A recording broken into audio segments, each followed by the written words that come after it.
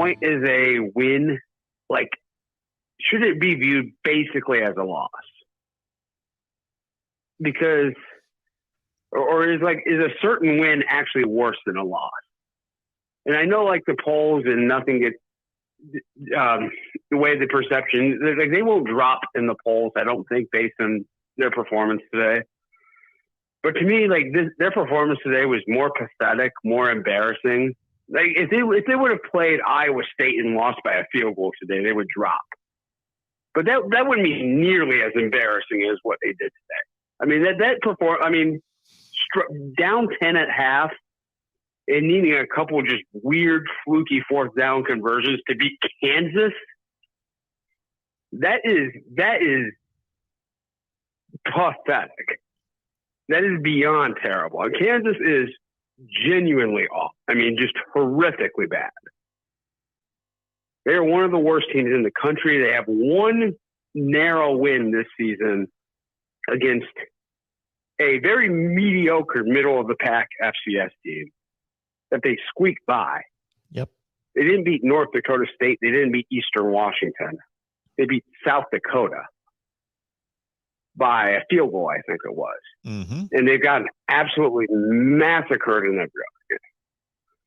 My position is, like, why don't teams get punished when they have performances like that? Like, they should drop to, like, number 14, as far as I'm concerned, based on what happened today. But it's not going to happen. Today was significantly that was a significantly worse outcome than losing a close game against a good team, as far as I'm concerned, just based on everything we know about Kansas. I understand what you're saying. And in a large part, I agree with what you're saying, because this is not, if this were the NFL, all that matters is that you win the game. So if we had an objective playoff system, let's say, and teams were playing similar schedules, then we could evaluate everyone the same way, and we could just make the wins and losses everything, and it wouldn't matter. You just win the game. But we're not in that situation. We have to evaluate teams, because we have to compare teams that have similar records, that never play each other, or don't even play a team that plays a team that plays them. Right.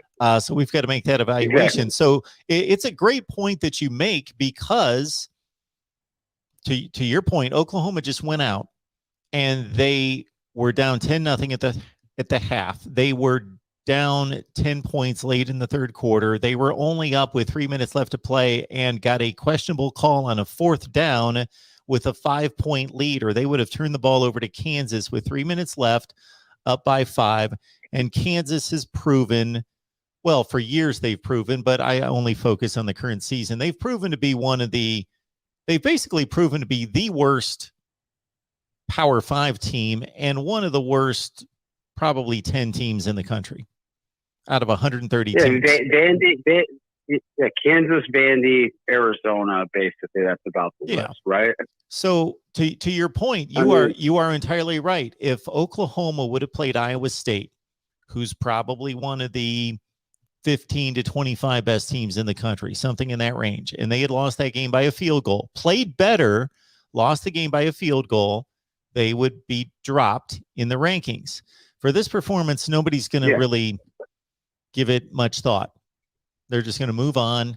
A lot of people are just going to look at the final score and be like, 35-23 is not that impressive, but it wasn't that close. And there are people voting that are pretty clueless on how these games are played and the real competitive nature of some of these games. So I understand your point. That my counter to that, and understand that I wrestle with this too, because I do rankings and try to wrestle just the fact that certain teams win versus who did they play and how good was the performance on the field. Because again, I would like to be in a world in which we didn't have to rate the performance, but we do have to. Otherwise, we would have too many ties for playoff spots. And the schedules are just there's just too much of a discrepancy. Yeah, there's too much of a discrepancy between schedules. Right. So what would happen in your eyes, or what should happen? Let's say Oklahoma, since we're talking about them, What Mhm. if Yeah. they won every game by 1 point? What would you do with that? I mean, well, obviously, I mean, the schedule would matter a lot. Well, if they played their current And schedule. yeah, no, I'm like, yeah, I mean, yeah. So like, if they played the Big 12, they put them up there. I mean, I would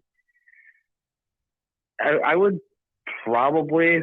I mean, like, it'd be basically impossible for a Power 5 team to go unbeaten and not be worthy of a playoff spot, at least.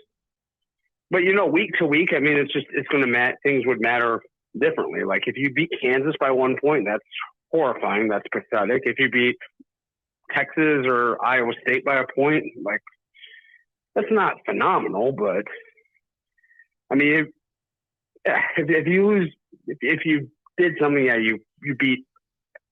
I don't know. That would be weird. I would have to like experience that to know how I would judge it.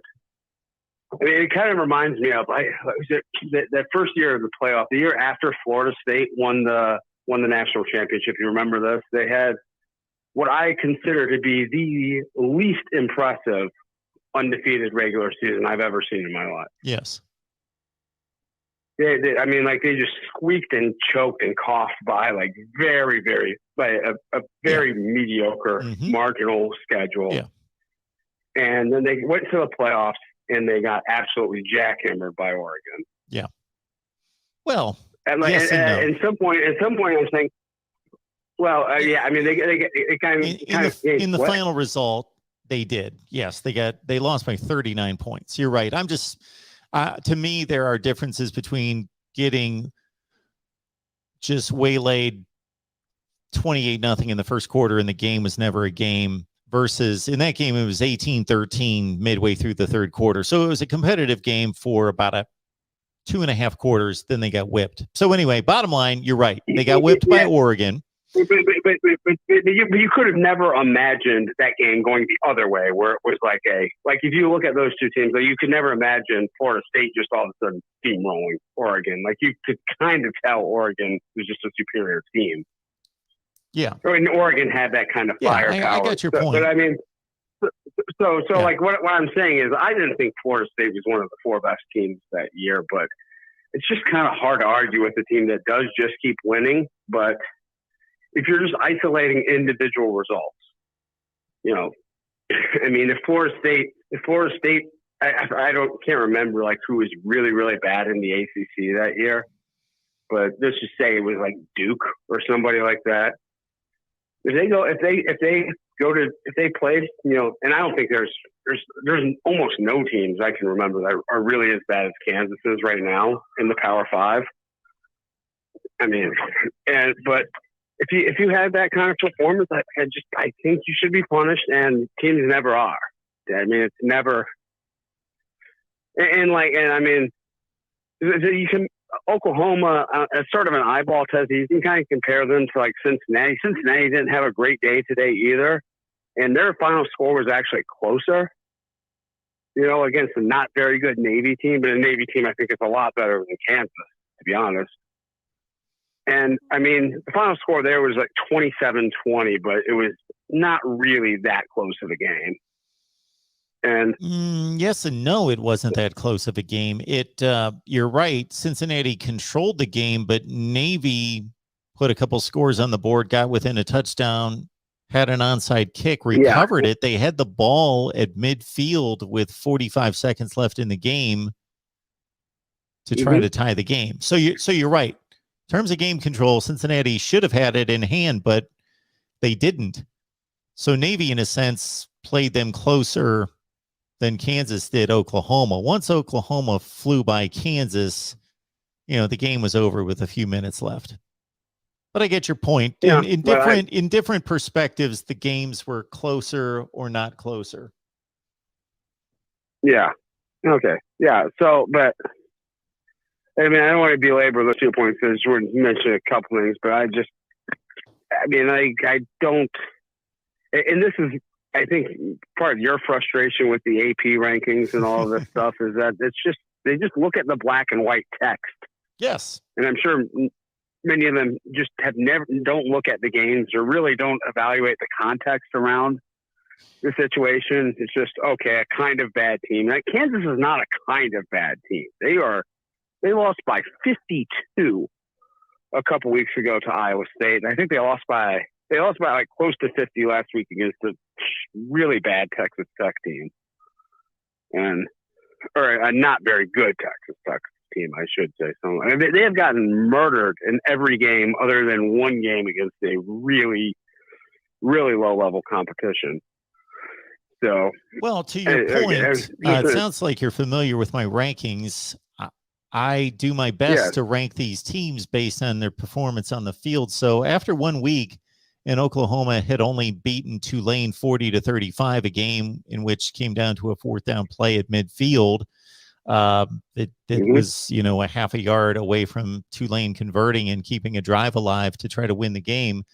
I didn't rank Oklahoma. I didn't have them ranked anywhere. And people went nuts and thought I was an idiot. Well, I was trying to make a point that I'm only evaluating them on one game. I'm not thinking about they've got X number of 5-star athletes on their roster and they're supposed to be this, and I ranked them whatever in the preseason. No, we are starting to play football, so let's evaluate them based on the play on the field. Then the next week against Nebraska. Throw out the Western Carolina game. That's almost like a scrimmage. Then they play Nebraska. They win by 1 score. Nebraska's not very good. They're okay. They're decent. They're capable, but they're the 10th or 11th best team in the Big Ten, and that's a 1-score game. West Virginia. West Virginia is currently a 2-4 team, and Oklahoma needs a last-second field goal to beat them. So I think at that point, I've only got Oklahoma like 18th in the country, and people again are going nuts. I'm like, if you put any other name on them besides Oklahoma. If you said Kansas State beat Tulane by 5, beat Nebraska by 7, and beat West Virginia on a last-second field goal, we would not be rating or ranking Kansas State number 3 or 4 in the country. Yeah. No, I completely understand, and I agree wholeheartedly. But they have continued to win. Also, so I try to credit that as well. I try to balance those two notions. Yes. Do you factor in at all the change in quarterback? Because I do think that helps them a little bit, I guess. I don't know. I mean, obviously today wasn't phenomenal, but I mean, they seem like a different team with Caleb Williams at quarterback than with Rattler. Yeah. There at least a little. For the other 6 quarters that we saw him against Texas and TCU, again, I don't know about today, but the other 6 quarters, I take that into consideration to a certain extent. I also took some consideration at the time that Sean Clifford was knocked out of the Iowa game and Penn State was leading by 2 touchdowns, and he leaves the game and the backup quarterback is completely incapable. But at the same time, I try to balance that with, well, that's part of the team. That's part of football. You need capable backups. That's James Franklin's fault in not preparing his backup, because there are plenty of backups that come into games that are prepared and almost as good as the starter. Just because his guy is like a deer in headlights, that's his fault, and that's part of football. That's part of your team. So I try to take both into consideration.